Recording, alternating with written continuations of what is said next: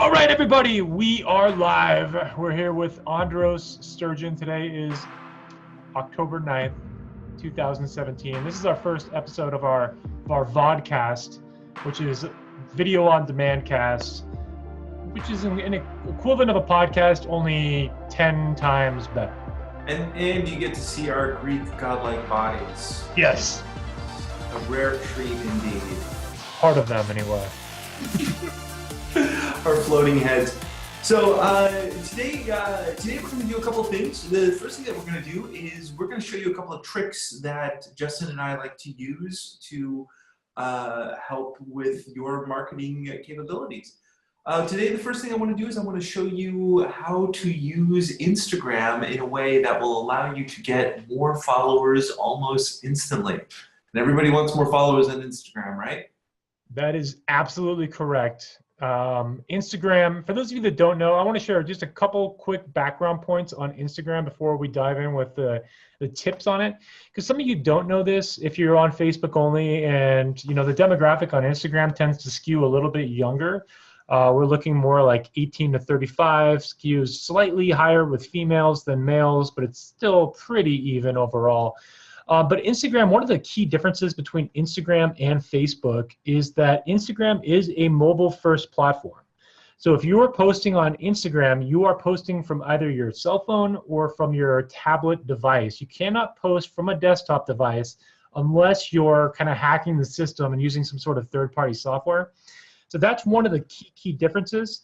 The other quick difference I just want to point out before we jump into the tips is that if you're posting a link, so if I'm gonna post an article or I'm gonna post a piece of content and then I want to link out to an event page or a website or something like that, the links are not live on Instagram like they are on Facebook. So on Facebook, you could see a link, you can click the link. On Instagram, the link will be there. It'll be the text of the link, but it won't be a live clickable link.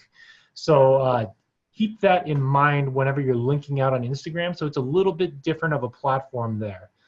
So is that a good backdrop there, Andros, to kind of give some? That's a good preamble to what we are going to talk now about, and that is how do you get followers? Everybody wants to know how to get followers. Now, just as a note with this particular method, there are two ways to get followers. Okay, two mentalities behind this. The first mentality is that you get as many followers as possible, regardless of interest. It's just simply follower cramming. The other way is you develop an actual following with the content that you're producing. Now, I would just add to that, like another way of looking at that is like width versus depth, right? That makes sense, because if we're going for like the most possible, because I like the optics of having 10,000 followers, but I don't care if they like what I'm doing, that's all about width. If I want an audience, maybe it's only 1,000 people, but they actually are commenting, liking, sharing, and they're actually engaging with me, that's about the depth of the audience. So I think that's a good distinction to look at is, am I going for width or am I going for depth? And I think on social media marketing, depth is always going to beat width in the long run. Yeah, that's a great point. And you know, not that you can't develop depth from your width. You know, some people like it that wide. Some people like it that deep. It really depends on how you. What are you laughing at, man? I have no idea. I don't even know. I don't even know where that laughter came from. Obviously, it was nothing to do with anything that you're thinking of. I'm just talking about social media. That's all I know. You know.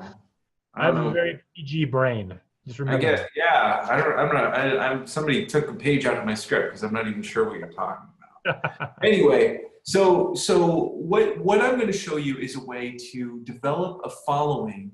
And once you get a pretty decent following, like let's say you have, you know, several thousand people using this method, then what you can do is you can start actually then producing content.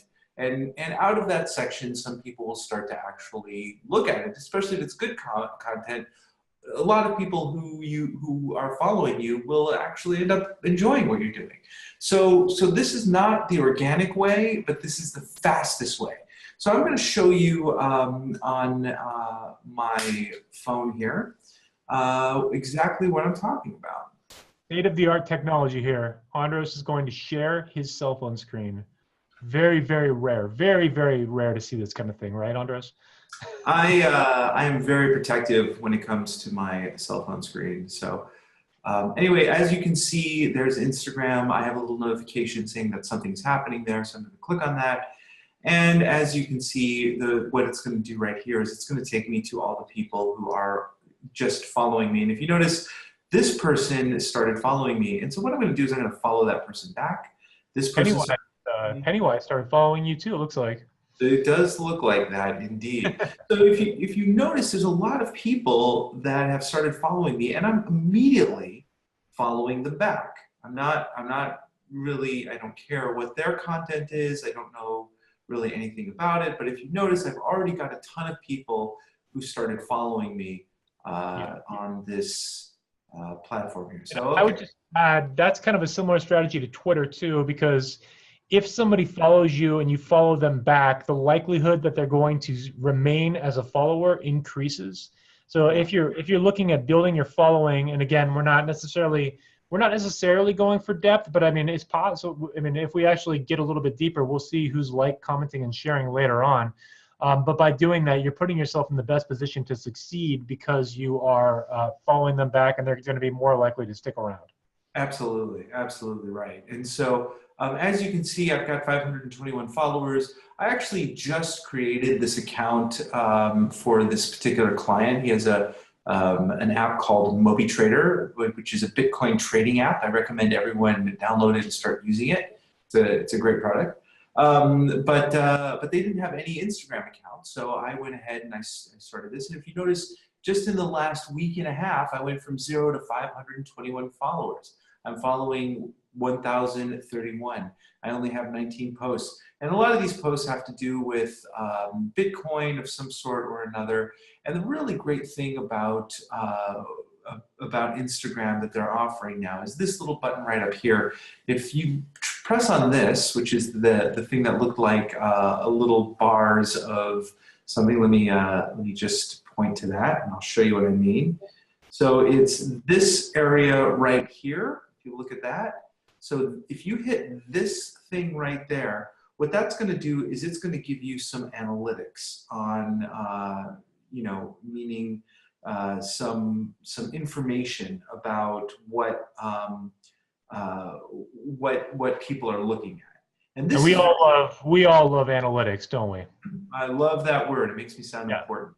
So what we have here is we can see that 76% of my audience is men, 24% women, ages 25 to 34, and we can also see where they're coming from.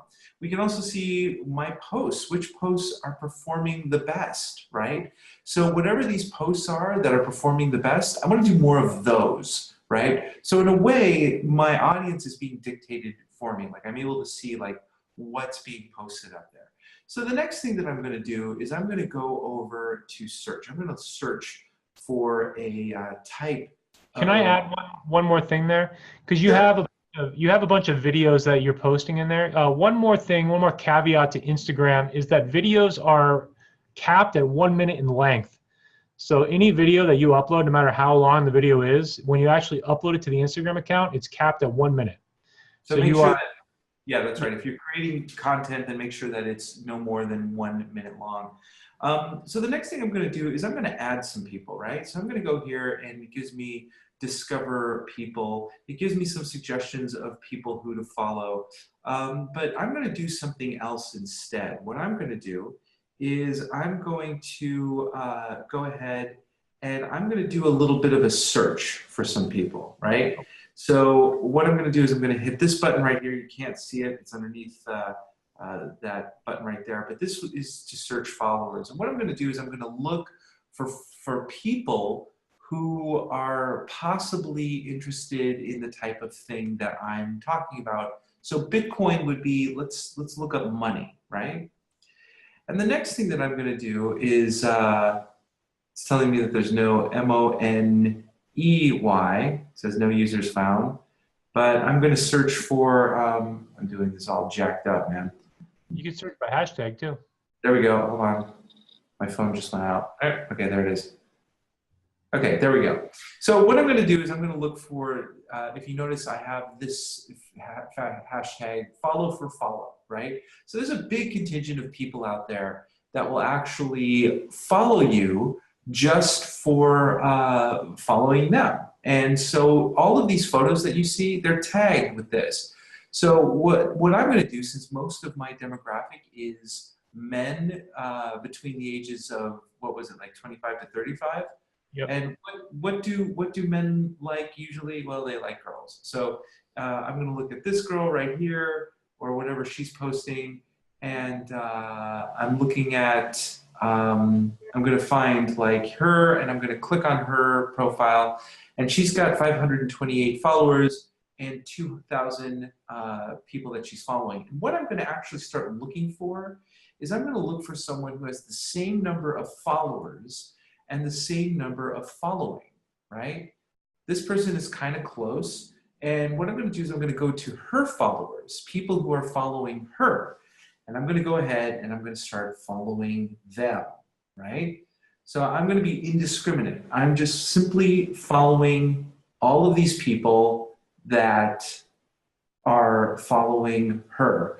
And the reason why I'm doing it that way is because she has a certain amount of people that are following her, and she has almost an even number of followers and people she's following. So she's pruning the people who are not following her. And if you notice, as I'm clicking follow, that little icon is lighting up at the bottom telling me that that person is following me back. So right away, I'm already getting followers just by using this method, right? So I'm going to go ahead and do this. Now, the next thing I'm going to do is keep in mind also that you can't get too many more followers. I think it's like 3 times the amount of followers per request. Yeah, so if you're following, if you have 500 followers, you can follow, I think it's like 1,500. So it's 3 times. Yeah, there's a ratio involved there. They have, and the same thing on how many, usually if it's like Twitter, you can only send so many requests at a time too, depending on how many followers you have also. Right. So you gotta be careful because, you know, obviously Facebook is wise to this. So you want to be kind of careful about it, not go crazy with this. You want to do this probably once a day and no more than that.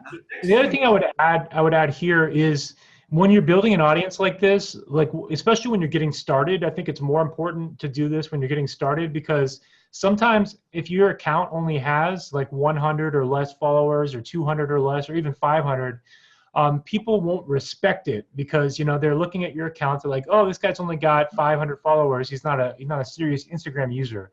So in the beginning, I think it is smart to build out the width of your audience and get it up to a couple thousand, so that, and I know that's what you're doing right now, because at that point, then you can start really trimming the fat too. At that point, you can start trimming it down to get more of the people that are actually engaging, because eventually, sometimes these algorithms will look at the percentage of engagement versus the percentage of followers too. So that kind of stuff does play into it. But again, it's always like, what are the optics in the beginning? The optics have to be there for me to actually engage with some people that I want to have follow me back. So this is a great technique to do that. Yeah, exactly.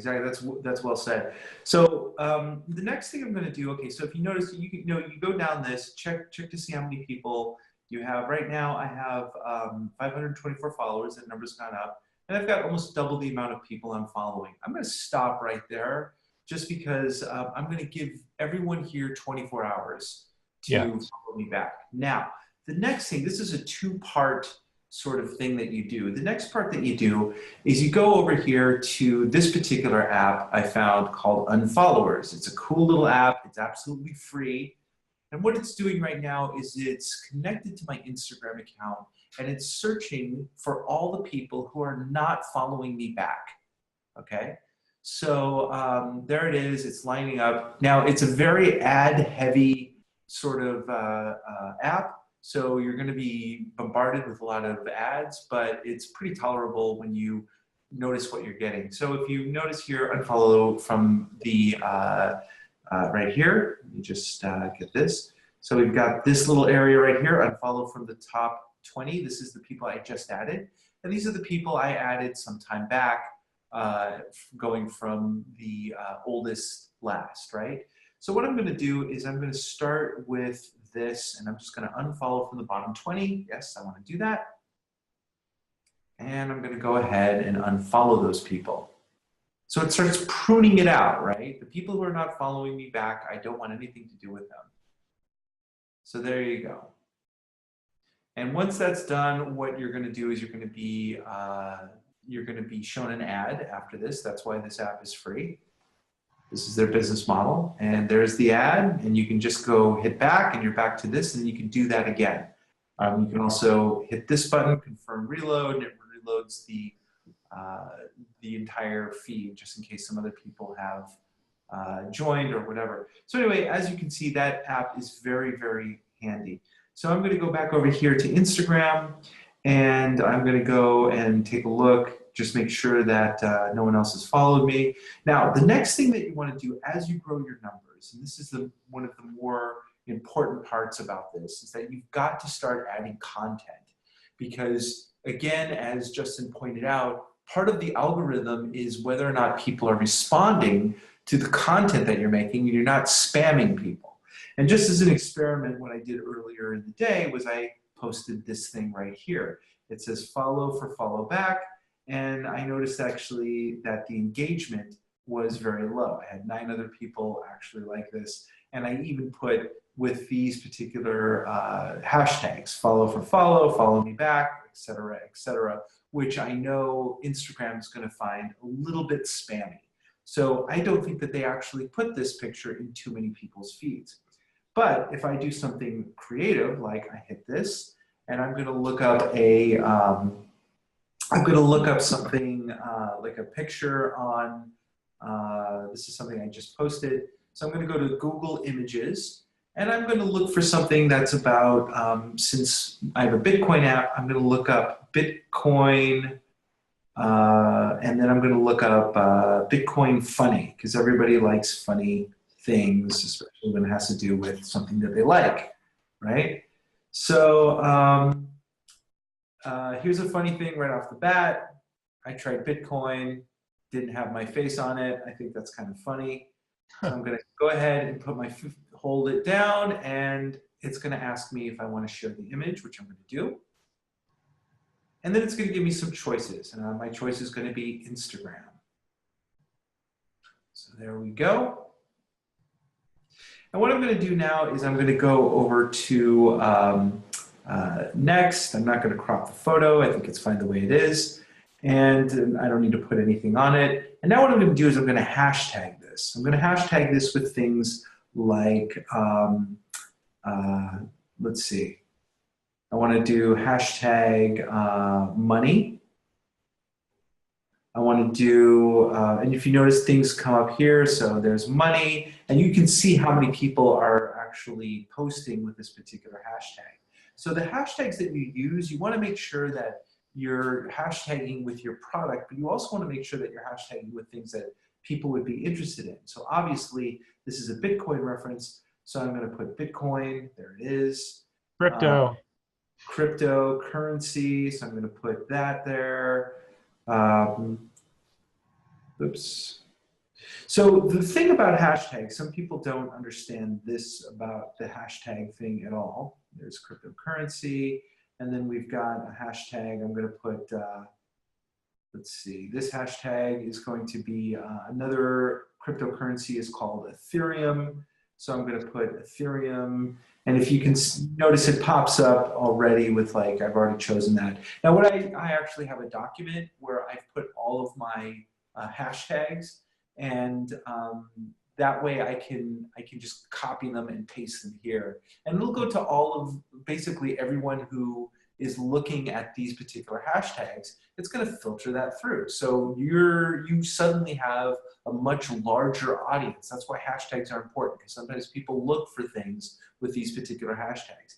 Now watch what happens when I go ahead and I share this, okay? This is going to go to all of the people who I have hashtagged with these particular things, and it's also going to go to all the people who are following me. So now it's going to go through and go to their feeds as well, all 500 of those people.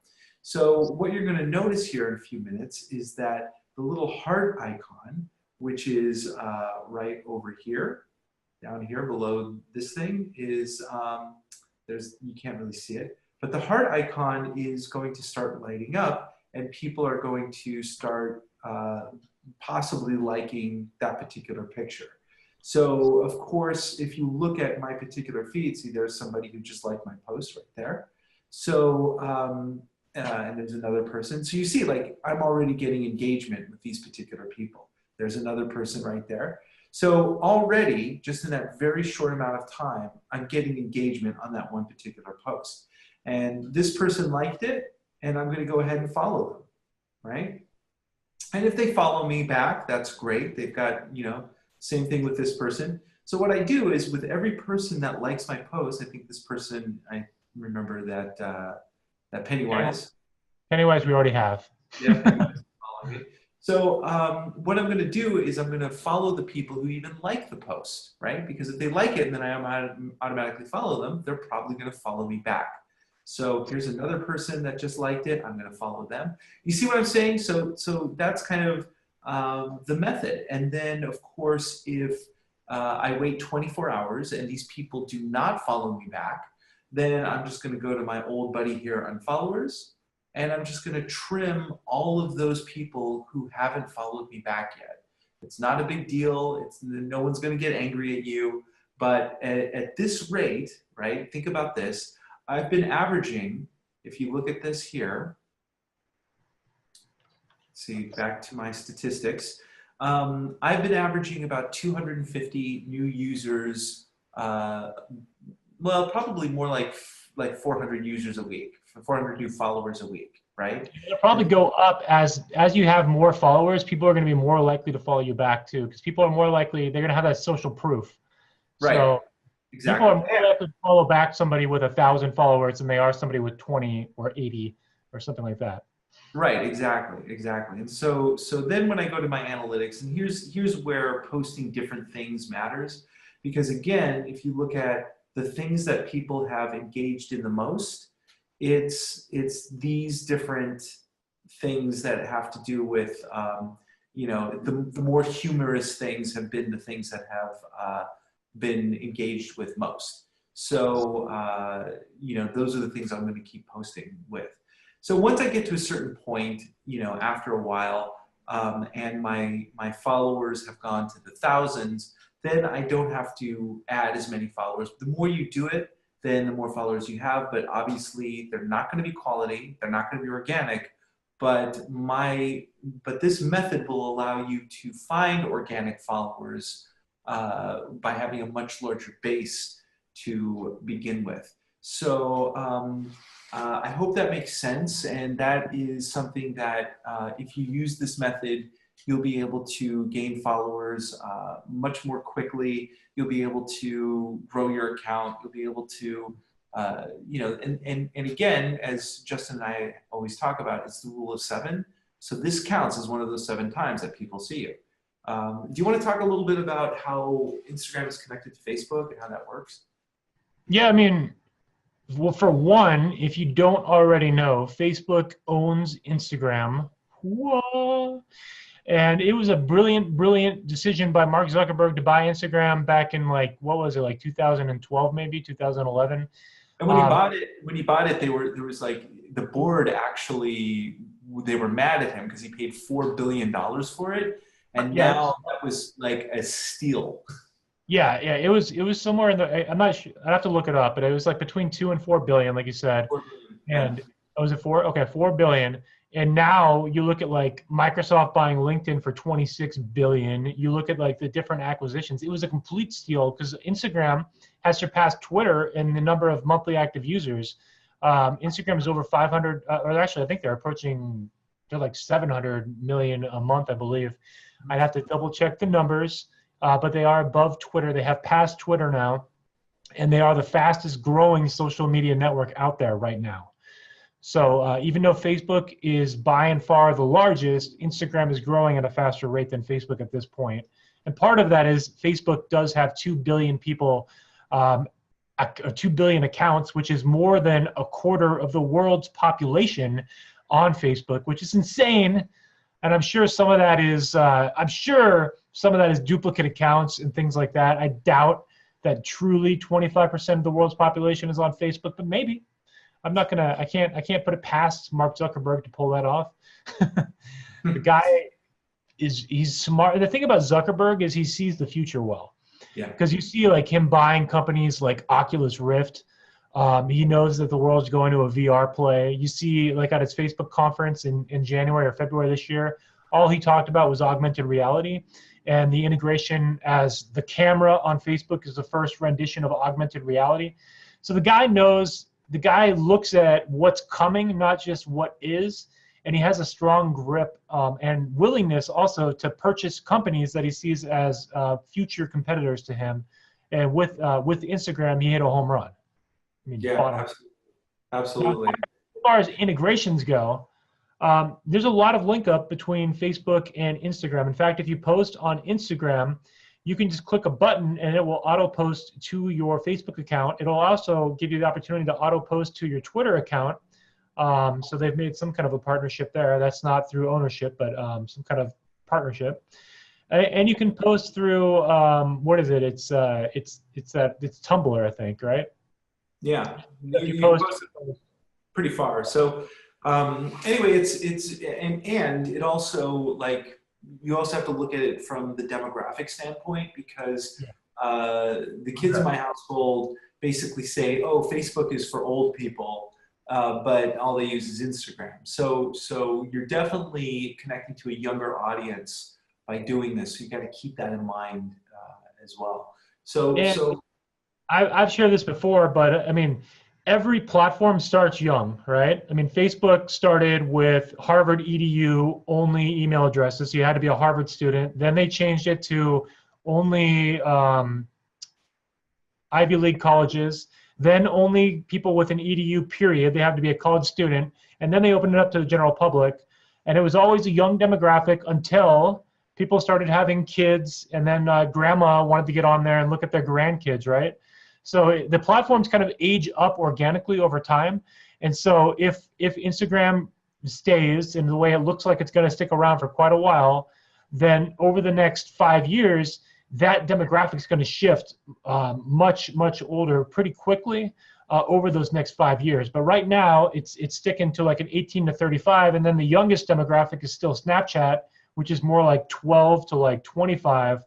However, if you guys don't know this, Facebook, after trying to buy Snapchat multiple times and was denied being able to buy them, decided that instead of buying them, they were going to copy all of their features and integrate them into all of their apps. So now the Snapchat filters, the Snapchat stories, all of that has been added to Instagram. So if you're in Instagram, you'll see Instagram stories. If you're in Facebook now, they've even copied them over there. So you have Facebook stories, Instagram stories. You have all those face filters, where you can make yourself look like Batman, or you can make yourself look like a dog, or you can make yourself look like a beauty queen. Whatever you want to do, you can do all that, and that's all available on Facebook, the same as Snapchat now. I think the interesting thing that I've read recently, though, is that there is a bit of some resilience in the Snapchat audience. So some of them are sticking to their guns and sticking to Snapchat, but it's almost like Snapchat and Instagram they're like factions. There's not that much crossover apparently from what I was reading. There's a lot of people that will only be on Snapchat or they'll only be on Instagram and Facebook. So that's the kind of interesting point that I've been kind of reading a little bit more on. Yeah. So all of these platforms you need to pay attention to. Absolutely. Yeah.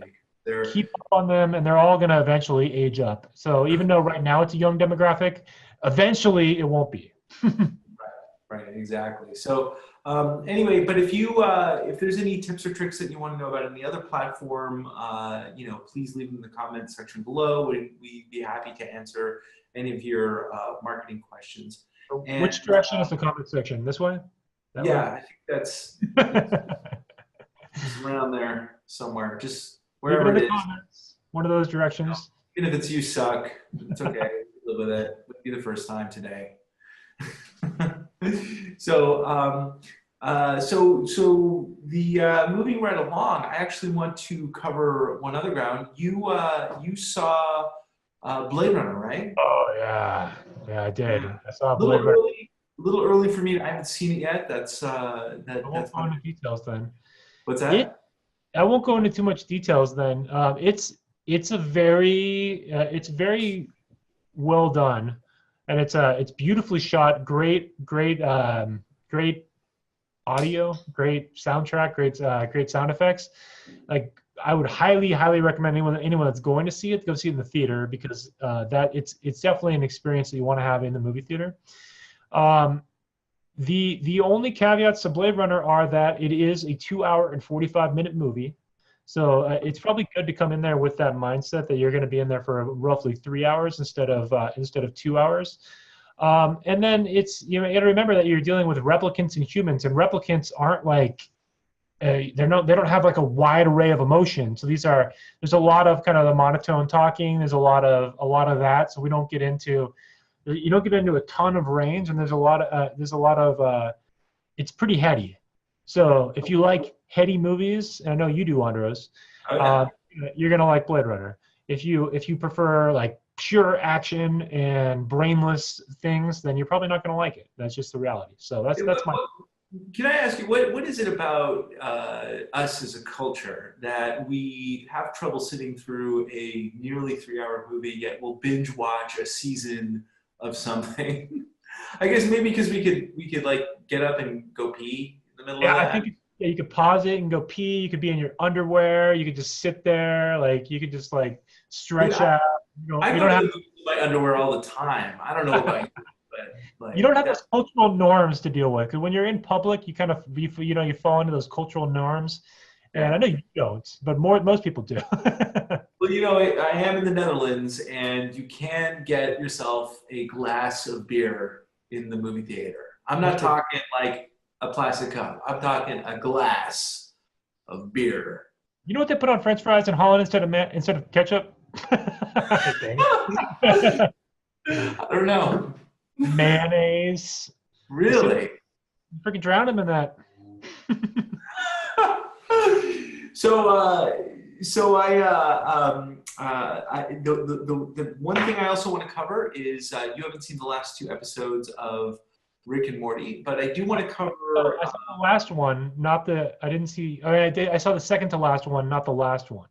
Yeah, but you only saw part of the ABCs of Beth, which was the second to last. No, I saw that one. You I saw saw the that. whole. I think so. Was that the second to last? Or That maybe. was the second Maybe to last. So okay, then you're right. I'm you're actually behind. 1.5 behind, which I don't know how you could even live with yourself knowing that there is a Rick and Morty and a half. Maybe it's just like, are you just like trying to savor the last like let it go as long as possible? It's probably. I mean, it was like a year and a half between season 2 and season 3, so it could be a long haul. So Yeah, I don't want to rush it. I mean, I waited until like 2 weeks ago to watch Silicon Valley season 4, and then I binge watched it all in like 2 days. yeah, yeah. So Maybe you're taking the smarter route. It's like hoarding it for the winter. But so let's talk about the last episode that we both did see, which is Morty's Mind Blowers. ooh, that was a good one. Tell me about Morty's Mind Blowers. I mean, it freaking funny. I mean, just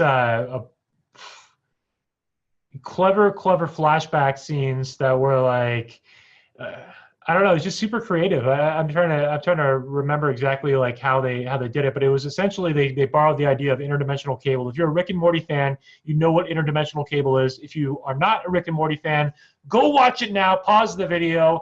Go watch. You don't need to watch this right now. Watch Rick and Morty for like 3 seasons long, and then come back and finish this video after that. You'll be Um, doing yourself a favor. do yourself a favor. But I mean, I, it was hilarious. yeah. It was like the most awkward situations, and they got to capture them all and have like they purposely got to capture awkward scenes by doing these mind blowers. So it was awesome. So just like random scenes of things, and some of those were just like so clever, where you had things that happened that you could see would shape the family just a little bit, like when like just different, like we just busted in the middle of an adventure where like Beth is like tied up and some supervillain has Morty and his sister both like tied up, and the Uber villain says, "Now you must make the hardest choice of your life. Which one?" And she goes, "Summer, give me summer." And just this look on Morty's face, and that's it. That's all you. So it's just they kill the villain before that actually comes down to that decision too. right. Exactly, but you already spit it out. So there's there's just little tiny clips. I think, and I have to say, like, this particular season was so good that they keep upping themselves. I heard Dan Harmon say something really funny. He said that making Rick and Morty is the equivalent of going for a swim and getting attacked by a shark, and just start swimming away from the shark, and at the end of it, people are cheering because you just swam across the English Channel. And he's just like, I just wanted to get away from that shark. Because I don't think he knew what a cultural phenomenon he was creating. Yeah. I mean, what I like about Rick and Morty too is that it's like, I love South Park too, but they're like totally different shows, where South Park is kind of like smart satire and like super sarcastic.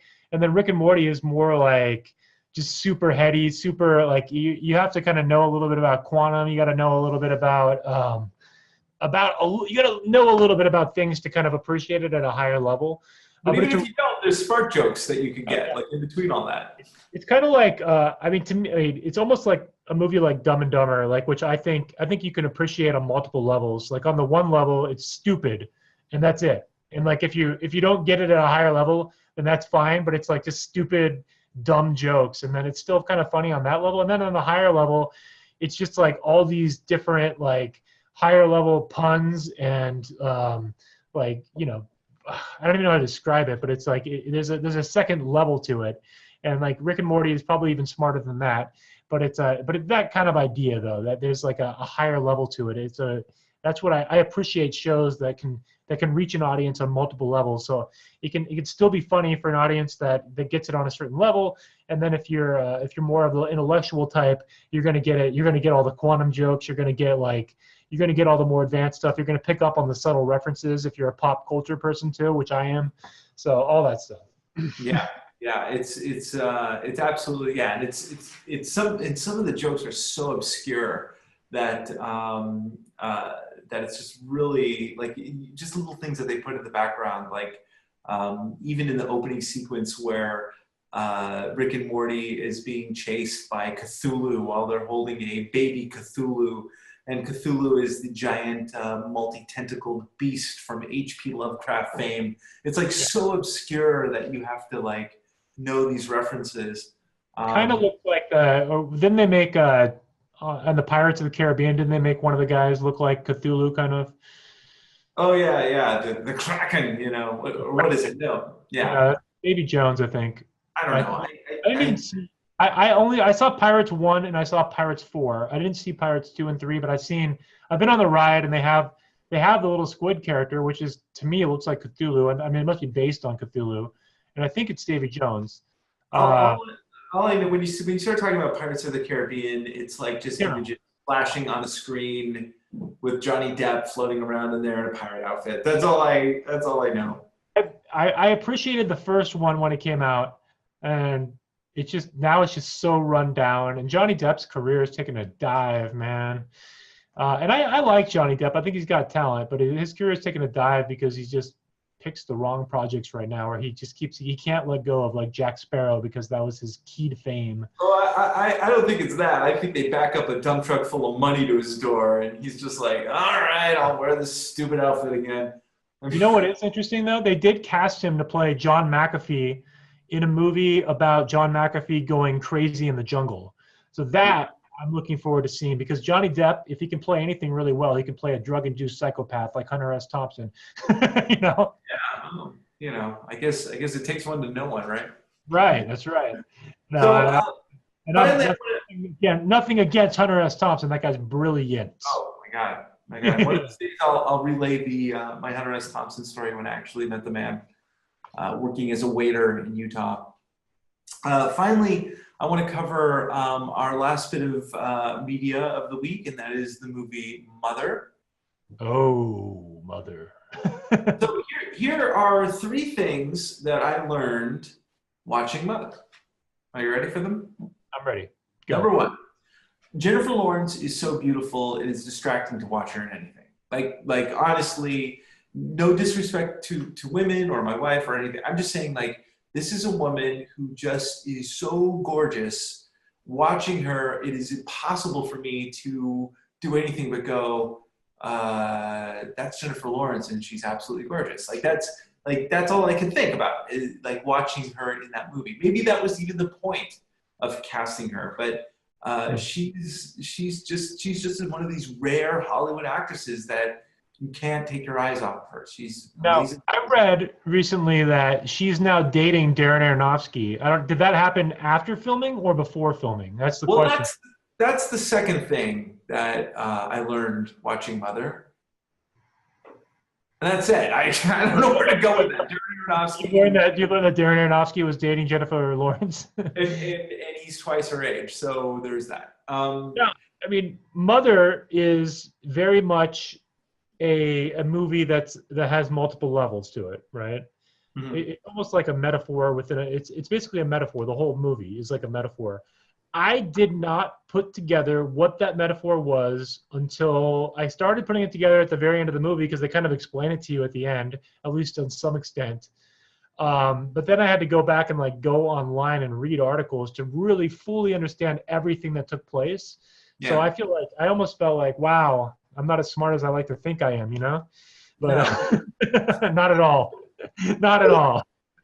Yeah, and the metaphor is basically that that there is a reality which is a metaphor for religion and God and the creation of the earth, all happening within this house. And Can we just say this is gonna be a spoiler alert and go? Let's go into spoilers because I really want to talk about spoilers. yeah, let's spoil it away. Now we're gonna spoil. So if you can't stand the fact that we're gonna spoil Mother for you, turn off the video. But I know you want to hear it, so stick around. So go ahead, Andros. Now start spoiling away. So basically, the third thing I learned from Darren Aronofsky's vision is that he is probably the very best person out there to take a nightmare and put it in a celluloid fashion. Wow. Like the in the same way that a nightmare will have a logic to it while you're dreaming, and something that looks, totally innocuous in real life would have terrifying meaning behind it. Darren Aronofsky can make nightmares come to life in a way that no other director can, like with Requiem for a Dream, which was basically a movie where he took all of his characters and put them in a bus and then lit the bus on fire and pushed the bus over the cliff with no hope. The way I look at it is he's like, and I talked about metaphor on the level of like, this is a movie that's like, if you read the reviews, it's like an allegory to the Bible in a lot of ways, allegory to Genesis in the Bible. And we'll talk about that in a second. But it's also like, he has a way of transmitting metaphors in terms of emotion. So like a lot of these scenes don't even make sense in any sort of way, but they do translate like this emotion of claustrophobia for one. They translate this emotion of like chaos and intensity.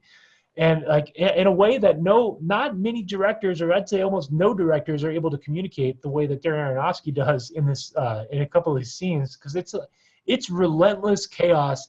And if you're a claustrophobic person and you can kind of relate to Jennifer Lawrence in this movie, you could feel like endless like attacks and like it just never ends. It's relentless. Yeah. It's relentlessly coming at you with stimulus and stimuli. So it's intense, and he communicates emotions, and which is kind of what I got from the movie when like he was communicating these different emotions really, really well. I didn't pick up on the full biblical undertones, which now makes sense to me. But yeah, man, that guy, yeah, he just knows how to communicate emotion on a level that you don't see very often in movies. Now it is a bit artsy in that respect, so it's not for everyone, but But basically, what we're talking about is a movie where the house represents the universe, Jennifer Lawrence represents Mother Nature, and Javier Bardem represents the earth, God, earth. Yeah.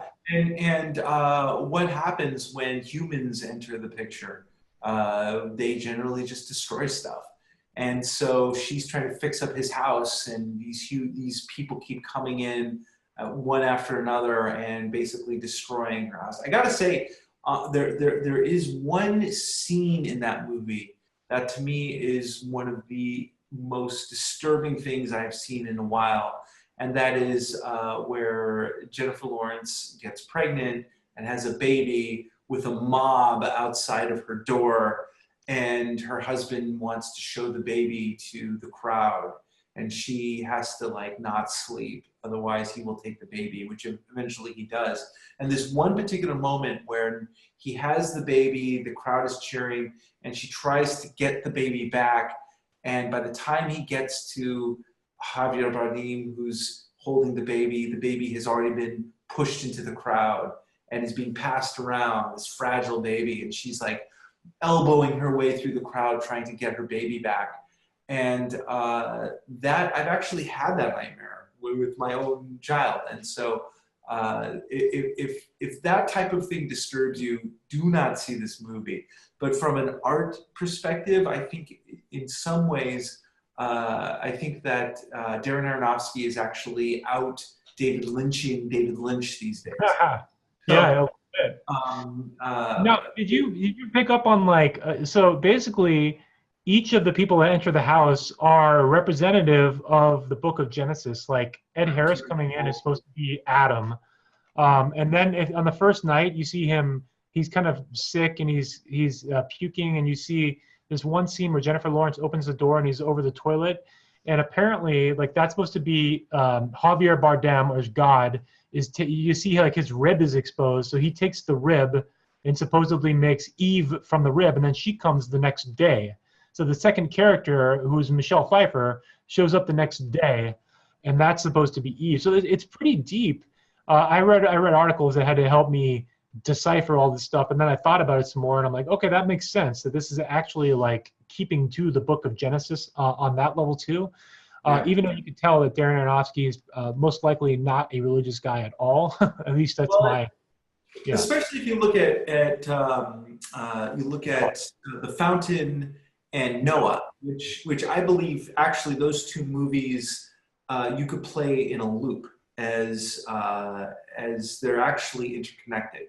I think that those two movies actually have they're working on the same timeline, if you will, and one of the most magnificent pieces of cinema ever in my book was in The Fountain, where Jack,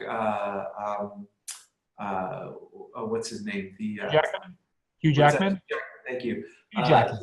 He has the best spaceship in the history of cinema, which is just pretty awesome. That when I really think about it, it's like, of course, that's how a spaceship should look, which is this giant floating ball. And it's all about trying to find the flower of life, essentially, and the eternal fountain of youth, and how it can never quite be achieved. And in Noah, the immortality and the fountain of youth and the flowers that show up in the fountain also show up in Noah. And you could actually run these movies back to back, and they would form a complete circuit in my mind. And That's interesting. Yeah, and it's a real take on religion as well. Obviously, both of these movies, and you could tell he's a raging atheist, which made Noah all the more fun in my mind.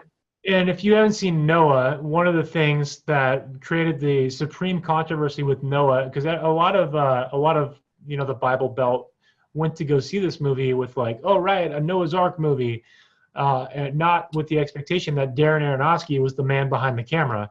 So one of the things you see in like the opening scene is that they go back in time and they talk about how there were these mythological creatures back in the day that were rock giants. And so there's these living rock giants that were back in the was this, I guess this is BC, right? Because this is Noah's Ark. So so back in BC times, there was rock giants roamed the earth. And so right away you're getting into this thing that people were like, no, that's not how it was. That's not how it was. But if we go back and we think about like the Bible, I mean, we do have talking snakes, and we do have things that are not any more or less, far-fetched as far as like what could and couldn't reside in general science, right? So I don't want to go too deep there, but I mean, you know what I mean. Yeah. So it's just interesting. They had a huge backlash on those rock giants. Right, of course, because in the Bible there is nothing like rock giants at all in any of those stories. Apparently, there is one line in there that he kind of took artistic liberty with. I think there's something about like giants roamed the earth or something, and he made them into rock giants. Well, whatever, artistic license.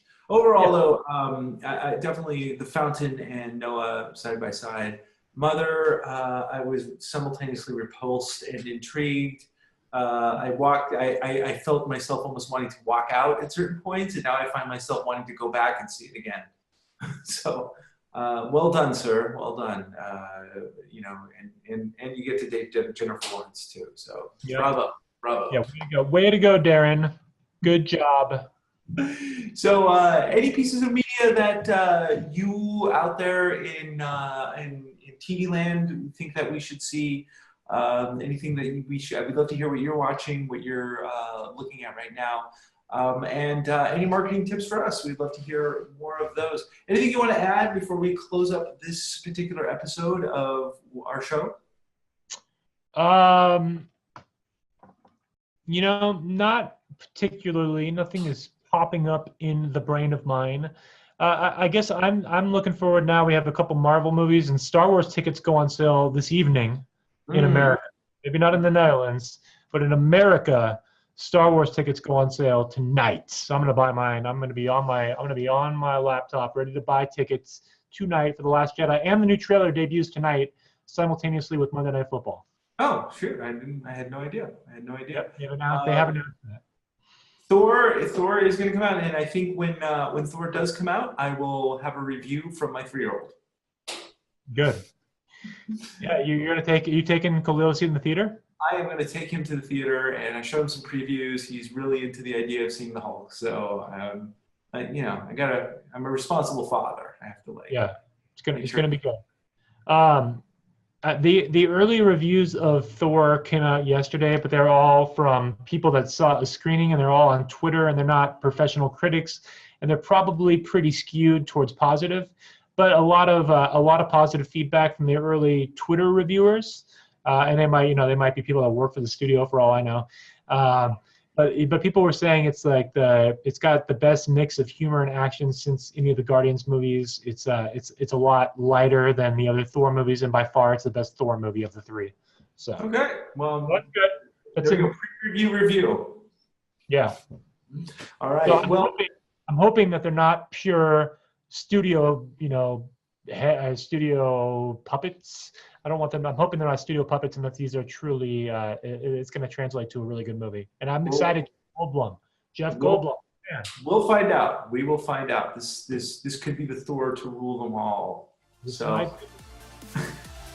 All right. Well, until next week. Thank you everybody for watching and tuning in, and until next time.